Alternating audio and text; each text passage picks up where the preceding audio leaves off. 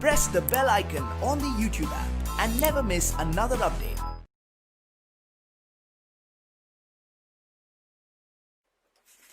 So, welcome back, children. Last time we had discussed the concept of Born-Haber cycle for the calculation of lattice enthalpy. Just a bit of recap, we are discussing the chapter of chemical bonding.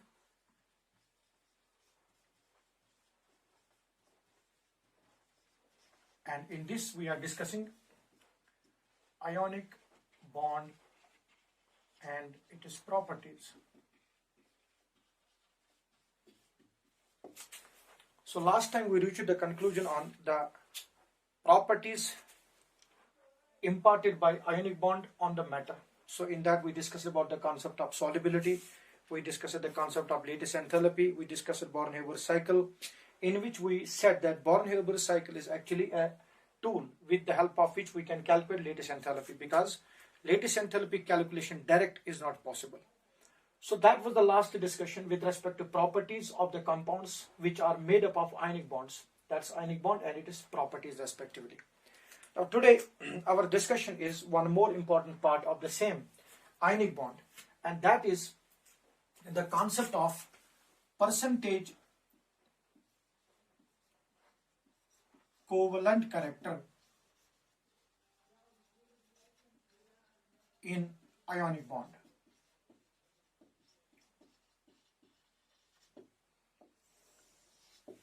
Percentage ionic character in covalent bond. We have profusely discussed the properties of ionic bond. When any bond starts, it starts with the pretext of making a covalent bond.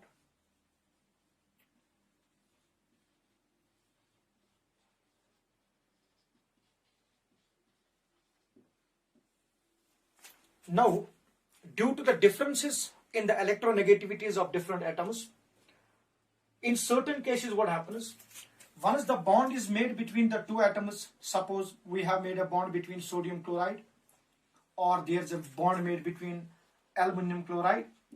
Once the bond between the atoms of the molecule are made, then due to more electronegativity of atom B compared to that of atom A, electrons get drifted from one atom to other. The atom which is more electropositive and is losing out the electrons to more electronegative atom respectively. However, if the electronegativity difference between two atoms, the range has been kept at 1.7. If electronegativity difference is 1.7, the bond will be 50% covalent and it will be 50% ionic. Now obviously what it means, if the electronegativity difference of atom A and B is less than 1.7, that naturally means covalent character will increase and ionic character will decrease. That is natural, because if you look on chlorine and if you look on fluorine and then you look on iodine and bromine, you will see differences in electronegativity coming into play. According to that, if electronegativity differences are less than 1.7, there is more covalent character and there is less of ionic character, and naturally the third phase will be if XA, that is electronegativity of A minus B, is more than 1.7, then percentage ionic character will be more. That's a basic thing that we all know. Now, how do we find out the covalent character in an ionic bond? For this purpose, we need to see when the electrons are present in between the two atoms in an ionic bond. Are these electrons well distributed between the two, or electrons have shifted from cation to anion? Naturally in an ionic bond, electrons have drifted from cation towards anion, correct? And electrostatic forces will come into play, resulting in the formation of ionic bond between the two. But how much of the electron cloud remains with chlorine for more period of time? If suppose the electron cloud of chlorine which is present gets drifted in between the nuclei of the two, although it is ionic, but the electron cloud starts to get shared between the two, we say that ionic bond has got some covalent character in it. So to find it out, we are using one tool. Technically, it is not a tool, it is set of rules which determine how much percentage covalent character will be there in ionic bond. those set of rules, which is actually a tool for us, are called as Fajans rules. In simple words, when we read it, we say Fajans rules for finding out the percentage covalent character in an ionic bond. Clear? As I mentioned, children, it's not possible that whatever the bond you will have 100% particular character in it. There will always be difference. There will be always some difference in between the two. And suppose if there is no difference between the two, electronegativity difference is 0, then it will be perfectly a covalent bond. Suppose when the bond is made between hydrogen and hydrogen, or between chlorine and chlorine respectively. So general thing to say here, children, is that in an ionic bond, if you want to find out the percentage covalent character, we are using a tool which is actually a set of rules called as Fajans rules to find out the percentage covalent character in the ionic bond respectively. So let us have a look onto the concept of Fajans rules in the deeper details.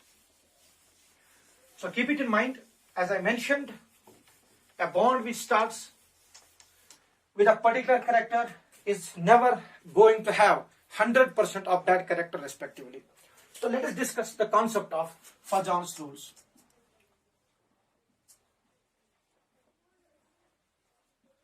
Now, in this, we will read some terms initially, so to understand the concept properly.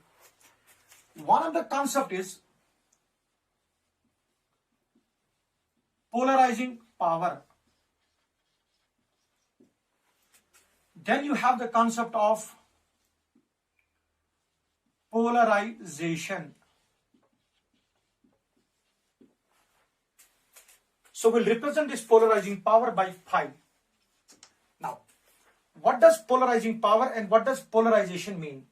We sometimes call the concept also as polarizability. We'll have a look on polarizing power and polarization, and then we'll look on the concepts and the factors responsible for that percentage covalent character in that ionic bond. So let us discuss this by means of an example, the concept of polarizing power and the concept of polarization. Let's have a look on a simple bond. We have, suppose, lithium and we have chlorine. In lithium, we have a positive charge. I'm just assuming out that ionic bond already between the two has been made. Then you got chlorine minus. The bond made between the two in the first pretext when we see is ionic. We need to see, will there be any sharing of electrons of chlorine with lithium? If it is so, then this ionic bond will develop some covalent character in it. And how much distortion occurs on the electron cloud of an anion? So this is a symmetric electric field around chlorine, and there is a field symmetric around lithium. It has positive charge, this has negative charge. Initially this is symmetric, there's a good ionic bond made between the two. Now what happens is, as soon as cation starts to come close to this anion, because when you look on anion, Z effective, that is effective nuclear charge of an anion, which can be found by proton by electron ratio, it will be less, because number of electrons are more compared to number of protons. Due to that, what happens? This external electron cloud which is present around chlorine will not be held strongly by means of the nucleus of chlorine respectively. Now what happens by that? Lithium, when you look on Z effective of a cation here, we will have proton by electron ratio. So here you can see very easily, children, in lithium, charge density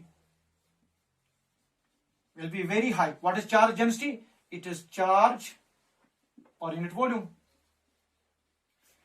Here, effective nuclear charge is less. Charge density in this case, when you look on this is nucleus. When you look on a cation, charge density will be more.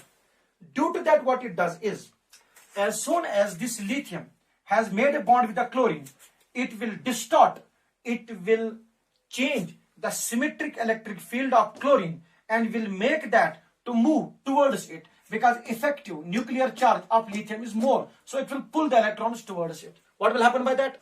As soon as lithium with a plus charge, then this electric field which is present around chlorine will start to get distorted. If I show it more properly, this was earlier symmetric field. Now this electric field will start to surround itself around lithium as well. So what has happened to the electron cloud of chlorine here? It has been drifted towards lithium. Now that electron cloud is in between the nuclei of the two. So what has happened? There is development of sharing of electrons between cation and anion. As a result of that, some percent of sharing nature, which is technically covalent nature, comes into play between the two. So what polarizes and what gets polarized? The tendency of cation to polarize anion is called as polarizing power. So polarizing power. The tendency of the anion to get polarized under the influence of cation is called as polarizability. So you got polarizability for anion. You have got polarization or polarizing power for cation. So what polarizes what? We will say we have cation polarizing anion. Clear or not? Now, shall I ask a simple and straightforward thing here, children? What is that? If we have cation which is polarizing anion, what factors will affect the tendency of cation to polarize anion? Technically, what factors affect the polarizing power of cation, and under what circumstances the symmetric electric field gets distributed between the two ions, that is cation and anion, properly. So for that purpose, we need to see some factors. Factor number 1. Very important one. What is that? Polarizing power. I'll write down 5. Polarizing power is directly proportional to the charge of cation and inversely proportional to radius of cation. Hope you got the point here clear. Let me show it by means of an example. Say children, I got lithium, I got sodium, and I got potassium. Even you can take rubidium into consideration and cesium into consideration as well. Now you got lithium, sodium, potassium, rubidium, and cesium. All of these have positive charge, correct or not? Now let me introduce these to chlorides, means they are making alkali metal halides. So here the anion we have is chlorine. So the size of chlorine in all the 3 cases or all the 4 cases will be constant or not? That means effective nuclear charge from an anion. And what is that anion, children? Chlorine. Everywhere it is chlorine only. Correct or not? So electron cloud everywhere will be same or not? Now this lithium, which has positive charge, will start to pull the electron cloud, as I mentioned a while earlier, distortion, polarizability of anion, affected by what? Cation. Cation is big or small? Small. So for lithium here, if you show it more properly, for lithium, what is Z effective? It is more, because charge for all this is plus, but the volume of lithium is least. Now what will happen to charge density? It will be more. Not only charge density, you can call this also as effective nuclear charge. For lithium will be more. What it does? It will start, so keep it in mind that if any factor affects effective nuclear charge, the distortion, that is polarizing power of cation, anything that affects the effective nuclear charge not to have a good influence on the outermost electrons of an anion, that will decrease the covalent character and increase the ionic character of the molecule. So logically, we have all chlorines here, so the impact of chlorine will be common in all the cases. Lithium's charge density is more or less more, and cesium's charge density is least. So will it be able to pull electron clouds from chlorine easily? No. What will happen by that? In case of lithium chloride, the electron cloud will be drifted more towards what? Lithium. As a result of that, although the bond is ionic, but what character will increase? Percentage covalent character will increase. Am I correct here or not? Because electron cloud from chlorine has been taken easily towards lithium. Why? Because children, as I mentioned, polarizing power directly proportional to charge. Charge on all this is same. Inversely proportional to volume. Because volume of lithium is less, charge density will be high. Effective nuclear charge will be more. So it will pull electron cloud towards it very easily. So keep it in mind. polarizing power is directly proportional to the following factors. What are those, children? So what are those factors on which polarizing power is dependent on? Number one, what is that? Charge of a cation. Correct or not? So technically when I say charge of cation, it will include everything. Charge, density, effective nuclear charge, all those things. Number two, it will be size of cation. Correct or not? Third is important one. That is electronic configuration. What is that? Electronic configuration. These two I think you understood clearly. Charge of cation and size of cation.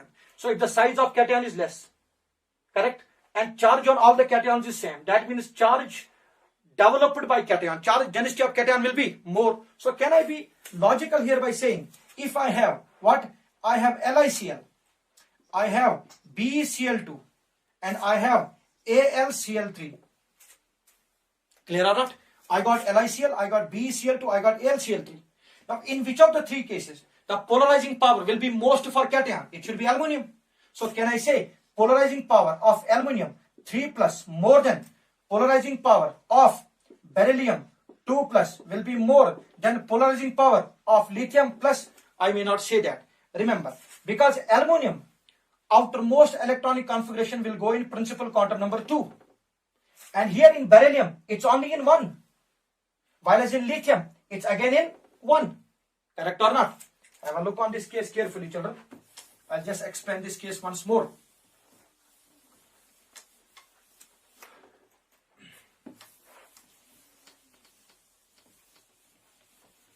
Basic example I'm taking into consideration. Suppose I have lithium chloride, correct or not? A basic example I'm taking. And I got beryllium chloride. Let's take these two examples into consideration. Now if charge and size of the two is same, then electronic configuration plays a role. Here it is +1, here it is +2. That means polarizing power of lithium plus will be less than polarizing power of beryllium 2 plus. Clear or not? Because charge of cation in beryllium is more compared to that of lithium. Right, children? So can I say that beryllium chloride will be more covalent compared to that of lithium chloride? Yes. So logically and reversibly we can say like this also. What? We will say ionic character in lithium chloride is more compared to what? Compared to what? BeCl2. So that means BeCl2 will be more soluble in covalent solvents, while as lithium chloride also, because it also has some covalent character in it, compared to beryllium chloride, it will be more soluble in polar solvents, because there is more what character? Ionic character, because lithium is not able to pull electron cloud towards it more easily. So that explains the charge of a cation and that explains the size of a cation respectively. Clear or not? So these are the two factors affecting the polarizing power of a cation. What about electronic configuration? This is important. Suppose I take one basic example into consideration. I have got CuCl, copper chloride, clear? And I got sodium chloride. Now we all know when you want to dissolve the two, you will be able to dissolve copper chloride more easily in non-polar solvent compared to that of NaCl. That logically means NaCl is more ionic compared to that of CuCl2, CuCl. Have a look why it happens. In copper, electronic configuration is the third factor that I'm talking. In copper, electronic configuration will be 3d10-4s1. Correct or not? That's electronic configuration of copper. And for sodium, outermost electronic configuration will be, children, 2p6. Correct or not? 2s2 and 2p6. Now have a look. If you look on copper and sodium, the internal electrons that are shielding the outer electrons are d. And when you look on shielding, if you have done the concept of periodic properties properly, there we learn that the penetration tendency of S is more than P, which is more than D, which is more than F. That means shielding of S is more than P, more than D, more than F. But remember, the principal quantum number of all the four should be same. I cannot say shielding of 2s is more than that of 1s. No, 1s will shield more than 2s. Why? Because 1s is close to nucleus and it is charge density, means electrons present per unit volume will be more. Correct or not? When I say more, there will be 2 electrons, but the probability of finding the electron around the nucleus will be more. So due to that, it will not be able to let the positive charge to have the influence on outermost electrons. So shielding property of S is more. Now have a look. Why is the outermost electron going here? D. Why is the outermost electron going here? S. D has more shielding or less shielding? Less shielding compared to S. Now what will happen? When Cl2 bond is made, because its outermost electrons are in D, that D electrons will not be able to hold the nuclear charge from having the influence on this electron cloud. So distortion by copper plus will be more compared to that of Na plus. That means the covalent character developed in copper chloride will be more than that of NaCl. You got the point or not? Because covalent character bringing into play in ionic bond is proportional to the effective nuclear charge, and effective nuclear charge felt in copper is more than Na because of ineffective shielding of what? D. So copper chloride will have more character. Which one? Covalent character compared to that of NaCl. This explains why copper chloride is with very difficulties dissolved in polar solvents compared to that of NaCl respectively. Did you get the point clear or not, children? Yes. Now children, just one example on this so that we can understand these concepts more properly. Did you get it clear? Polarizing power for a cation. So when a cation, I repeat, what are the factors for cation and anion that we should take into consideration? Say children, tell me. For cation, I will write ionic character. And here I will write covalent character. Correct or not? Ionic character. What should be charge on cation? Cation charge less. Correct or not? Right. Size of cation more. Because when charge is less, it will not be able to pull electrons easily. So electrons on anion will remain there. So what character will be more? Ionic character. Now size of cation should be more. When size of cation is more, effective nuclear charge will be less. Once effective nuclear charge is less, it will not be able to bring electrons towards it. So what character will increase? Ionic character. Correct or not? Did you get the point or not? So that is for what? Which one? Cation. And size of cation. What about anion, children? Anion should be small. Why? Because if anion is small, electron cloud cannot be extracted from it. Means it cannot be distorted easily. Simple example is, if I got fluorine, I got chlorine. Which one can be distorted easily? Chlorine compared to that of fluorine. Clear, children? What about covalent character? You can reverse the terms with respect to covalent character. Cation charge should be more. Size of cation should be less. And size of anion should be more. Because when anion size is more, polarizing will occur easily. What character will increase? Clear or not? One basic example here I will explain, children, and we can finish off these Fajani's rules here. These are all direct applications of Fajani's rules. I have not discussed any theoretical consideration of it. I am just telling you the direct applications. Now look on the case. We have lithium chloride. Yes, I have sodium chloride. Yes, I have potassium chloride. On the other side, I have what? Lithium fluoride. Clear or not? What's the atom? We have lithium fluoride. Then you got lithium chloride. Then you got lithium bromide. Then you got lithium iodide. Am I clear?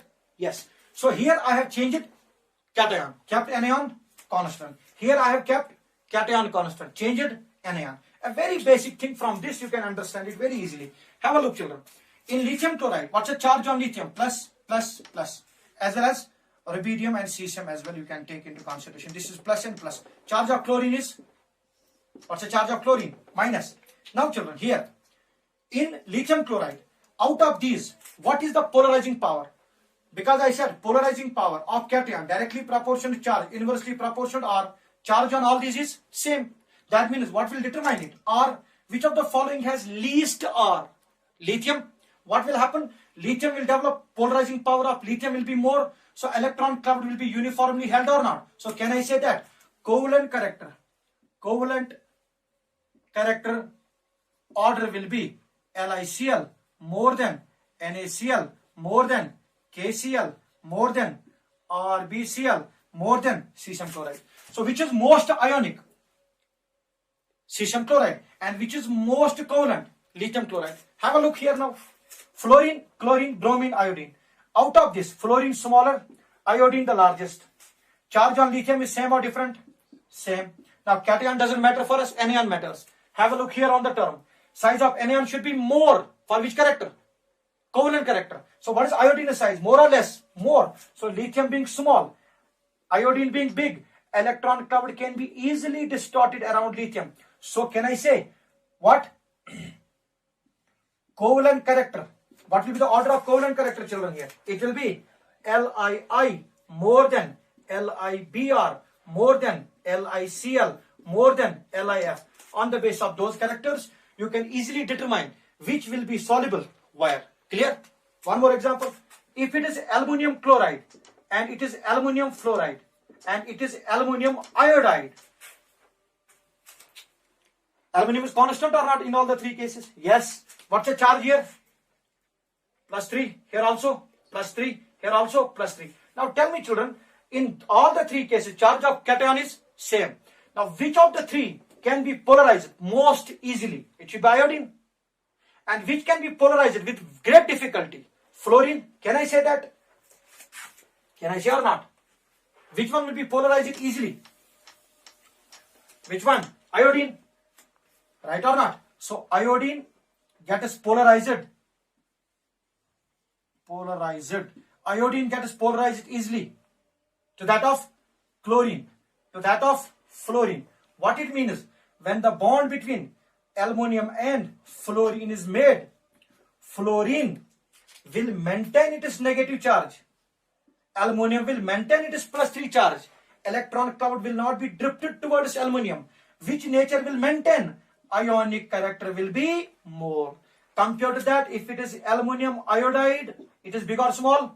Big. Electron cloud will be shifted easily towards aluminum. As a result of that, which character will increase? Sharing nature. So covalent character will be more. So what will be the order of covalent character? Order of covalent character will be Ali3 more than AlCl3 more than AlF3. So children, knowing these characteristic properties, that what is the percentage ionic character in a percentage covalent character in an ionic bond, you can easily determine the solubility. When ionic character is more soluble in polar. When covalent character is more soluble in covalent. That technically means, children, what? A violent example. Ali3 will be more soluble in non-polar solvents, while as AlF3 will be more soluble in polar solvents. Similar way, mercury chloride and calcium chloride. Again, mercury involves d electrons. Yes or no? Mercury will involve d electrons, ineffective shielding. So HgCl2 will be more covalent compared to CaCl2. Clear or not? So like here, I have given certain examples. They all explain the solubility of different substances. So keep it in mind. Polarizing power with respect to cation, polarizability with respect to anion. So cation polarizes anion. Anion is bigger, cation is smaller.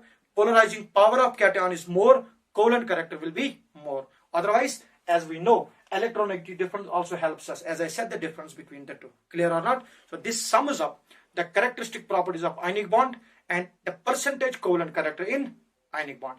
In our next discussion, children, we'll be starting the class on covalent bonds and the properties imparted by covalent bonds on the matter. Thank you. Read hard.